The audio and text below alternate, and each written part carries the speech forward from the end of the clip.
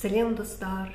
Бүгінгі тақырып манипуляцияға қалай жауап береміз. Біздің айналамызда өте көп адамдар біздің өмірімізге манипуляция жасайды. Олардың мақсаты бізді тепе-теңдіктен бұзу, бізді ашуландыру, ызаландыру болып табылады. Мысалға, сізге айтуы мүмкін, сенің қолыңнан еш нәрсе келмеді, сенің стилің ұнамайды, сен дұрыс сөйлей алмайсың деген сияқты, сен дұрыс істей алмайсың деген сияқты әртүрлі сөздер айтуы мүмкін. Әрине, сіз бұл пікірге келісуіңіз шарт емес.